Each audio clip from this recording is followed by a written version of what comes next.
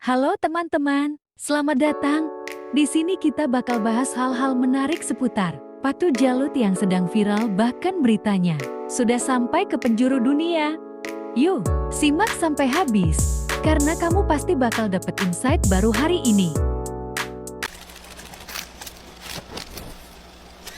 Sejarah Pacu Jalur. Pacu Jalur adalah perlombaan tradisional dayung perahu atau sampan atau kano terbuat dari kayu. Gelondongan utuh yang dibentuk menjadi perahu khas rantau Kuantan yang berasal dari Kabupaten Kuantan Singingi, Provinsi Riau, Indonesia. Pacu Jalur diadakan setiap tahun di Sungai Batang, Kuantan di bawah rangkaian acara Festival Pacu Jalur, yang mana merupakan festival tahunan terbesar bagi masyarakat setempat, terutama di ibu kota Kabupaten Teluk Kuantan. Selama ratusan tahun, Pacu Jalur adalah pesta rakyat kebanggaan masyarakat Kabupaten Kuantan Singingi. Sejarah Pacu Jalur berawal abad ke-17, di mana jalur merupakan alat transportasi utama warga desa di rantau Kuantan, yakni daerah di sepanjang Sungai Kuantan yang terletak antara Kecamatan Hulu Kuantan di bagian hulu hingga Kecamatan Cerenti, Kecamatan Cerenti di hilir. Saat itu memang belum berkembang transportasi darat.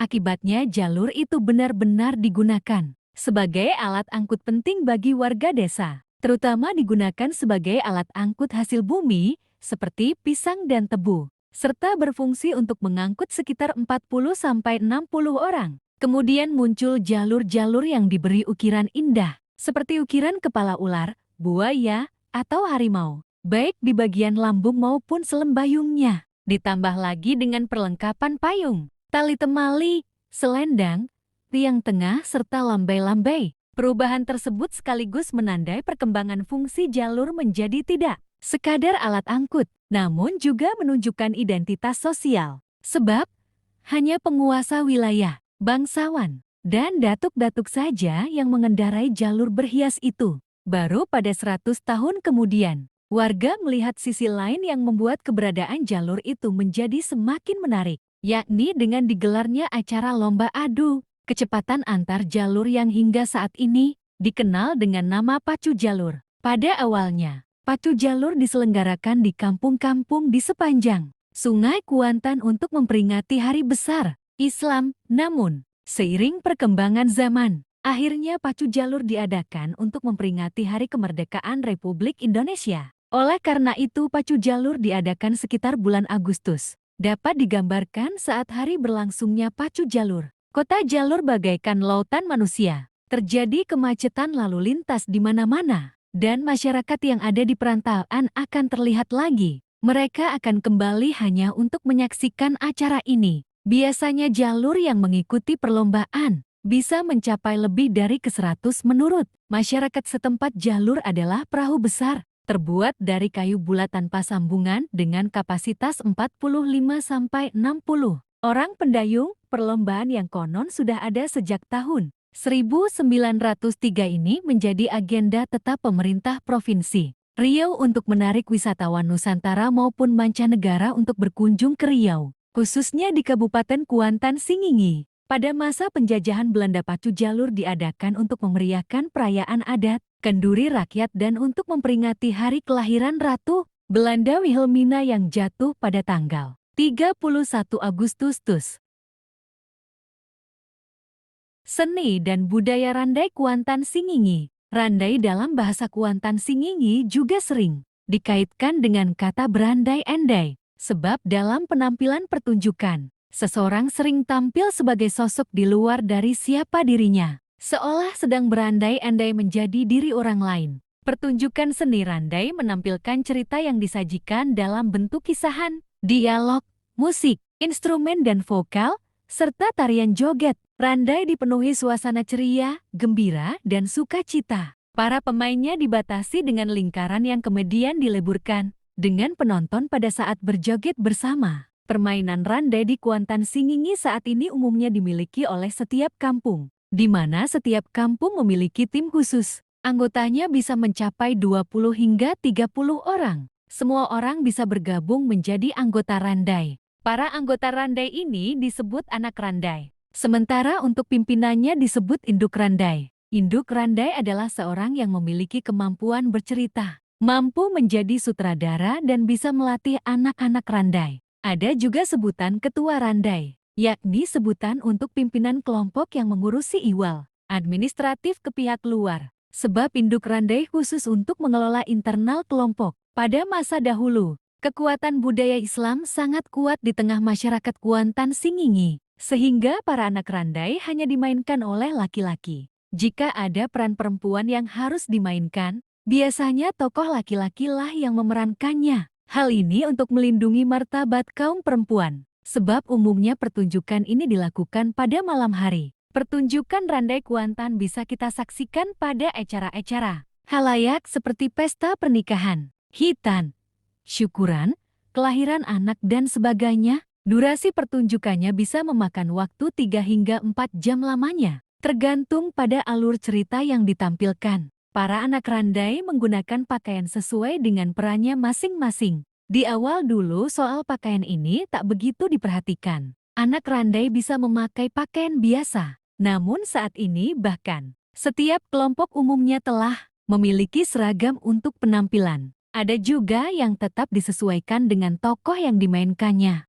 Joget menjadi unsur yang sangat penting dalam pertunjukan Randai. Joget ini nantinya akan melambangkan kebersamaan, terutama setelah lingkaran yang dibuat oleh para pemain lebur dengan penonton. Dengan kekuatan Randai, berandai-andai mampu menyatukan nilai-nilai kebersamaan dan unsur hiburan. Mamucua Ikan Larangan. Seni dan budaya Mamucua Ikan Larangan. Mamucua ikan merupakan tradisi tahunan yang dilakukan dan dilestarikan masyarakat Pangkalan Indarung, Kecamatan Singingi, Kabupaten Kuantan, Singingi, Kuansing Riau. Kegiatan ini sangat unik karena masyarakat melakukan kegiatan memanen ikan secara bersama-sama setiap tahun dan ikan yang dipanen. Adakah ikan sungai yang berukuran besar dan ditangkap secara alami? Mamucua ikan dilakukan sekali setahun, di mana di saat mamucua ikan digunakan alat sederhana dan tradisional, seperti jaring dan jala. Tabijo adalah sebuah sungai yang sangat jernih yang berada di kawasan Bukit Rimbang Baling yang merupakan daerah Suaka Margasatwa. Lokasi sungai masih dikelilingi pepohonan hijauan asri yang membuat sejuk pemandangan kita. Sungai ini juga memiliki sedikit cekungan yang membuatnya seakan membentuk air terjun versi mini. Pada dasar sungai ini, bukan tanah ataupun tanah liat, melainkan karak yang sudah lama terbentuk berasal dari akar pohon yang pernah tertanam di sungai tersebut. Sungai Tabijo terletak di Kecamatan Kuantan Singingi, Desa Petai Singingi Hilir, kawasan hutan Kota Pulau Bungin, Desa Koto Taluk, Kuantan sebagai salah satu destinasi wisata yang dapat dikunjungi pelancong saat berada di Kota Jalur. Selain sebagai tempat untuk berekreasi, suasana yang sejuk karena banyak pohon-pohon beise. Hutan kota-kota ini juga bisa dijadikan spot untuk foto-foto. Hutan Kota Pulau Bungin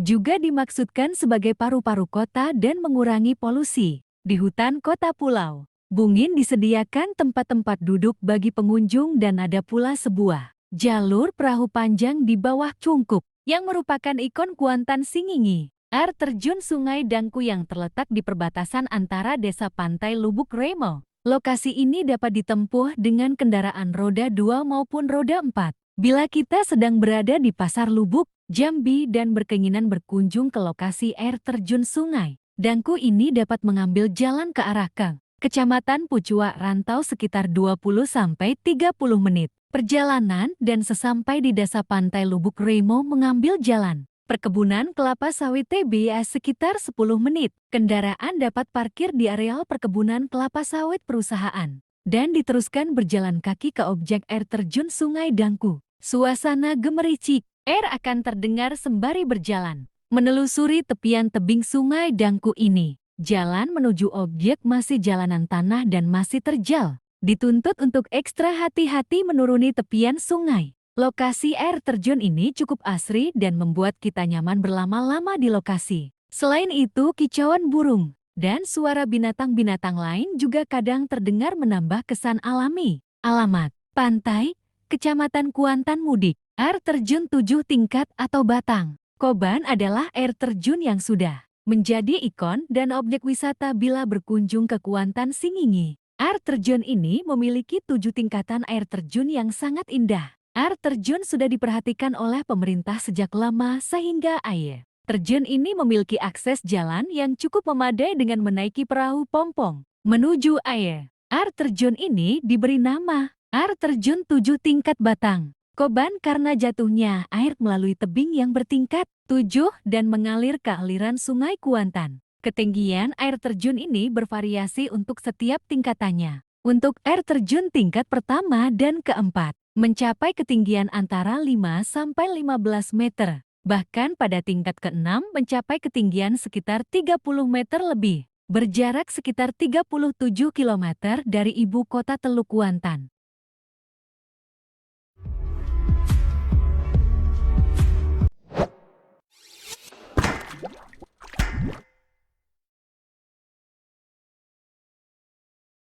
Itu dia pembahasan kita kali ini. Semoga bermanfaat dan menambah wawasan kamu. Kalau ada topik yang pengen dibahas selanjutnya, tulis di kolom komentar ya. Jangan lupa bantu support kanal ini dengan like dan subscribe ya, supaya kamu nggak ketinggalan info menarik lainnya. Terima kasih.